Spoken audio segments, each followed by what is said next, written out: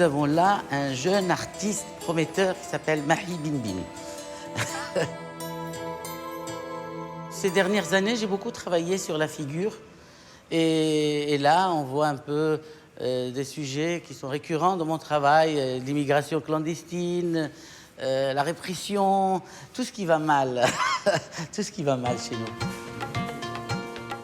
Ma première expo, c'était en 87. Et je voulais devenir artiste, je ne savais pas ce qu'il fallait faire. J'ai commencé à écrire des romans et à peindre. Et alors, j'ai essayé absolument tous les médiums, acrylique, huile. Et j'ai fini par découvrir la cire, le travail avec de la cire d'abeille et les pigments. Et depuis maintenant 15 ans ou 16 ans, je ne fais plus que ça. Alors là, il est en train de ressortir. Donc il veut exister. Il aurait pu refuser, hein? Et là, il est en train d'apparaître. Le personnage est en train de sortir de cette brume. La cire est une matière vivante. C'est une matière qui donne une transparence, qui allume la couleur. Vraiment. La cire redevient liquide et elle absorbe le pigment.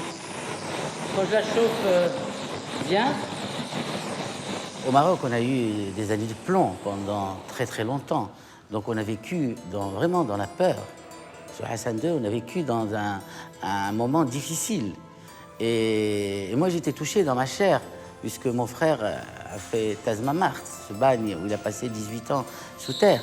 Évidemment, cela se retrouve un petit peu dans mon travail. On retrouve l'enfermement dans ces cadres des personnages enfermés.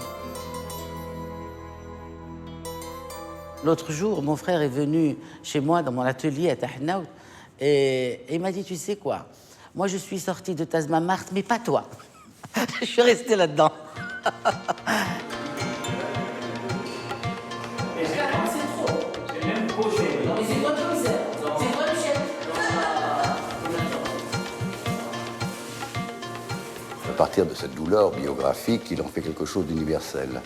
Dans le sens où, pour moi, il parle finalement de la condition humaine. Ce qui est très intéressant, c'est que vous avez chez lui, d'une part, le rapport entre la solitude, mais aussi la solidarité. Vous avez le rapport à la précarité de l'humain. Très souvent, les personnages sont dépouillés. Et en même temps, il y a quand même une sophistication esthétique qui permet de le voir finalement dans diverses dimensions.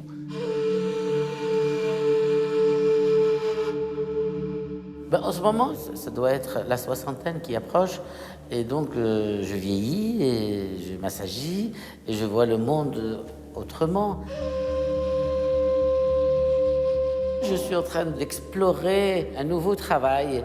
Ce sont des personnages découpés au laser et c'est des boîtes. Et donc, j'ai des personnages, oui, qui sortent pratiquement du cadre, qui ont envie de détruire les codes, de s'enfuir et de se libérer. Ça fait 7-8 ans que je travaille sur ces sculptures. Donc, évidemment, il y a tout mon travail antérieur qui est dans ces sculptures, plus quelques-unes de mes préoccupations actuelles. Il y a un bonhomme avec la valise, les migrants. Et ça, c'est un sujet qui me fait mal, qui me touche profondément. J'ai écrit un livre là-dessus.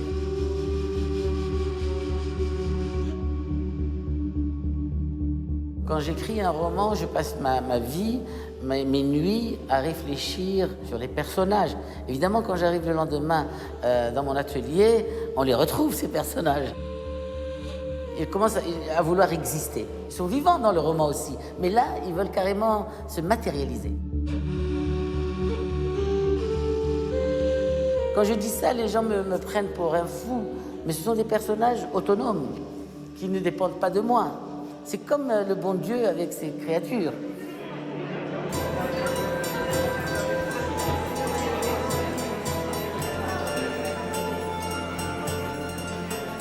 Aujourd'hui, on va voir des œuvres très fortes de Mahi, qu'il s'agisse de ces totems, qu'il s'agisse de ces corps qui sont écrasés par des menhirs, par des grosses pierres. Et très souvent, ce qu'il va ajouter, c'est des ficelles rouges qui vont être un obstacle supplémentaire à la liberté. Il est un peintre dont l'autorité, la créativité, le talent sont reconnus par tous. Et il est un homme de l'art de toutes les créations quand on parle de culture. C'est un écrivain, c'est un penseur, c'est un philosophe, c'est un militant, c'est un homme engagé et qui a choisi la peinture pour s'exprimer comme il le fait dans la littérature, mais sur les cimaises, il est aujourd'hui l'un de nos éléments à la fois les plus emblématiques, dont chacun d'entre nous est tellement fier. Et effectivement, son talent ne connaît ni frontières, ni barrières.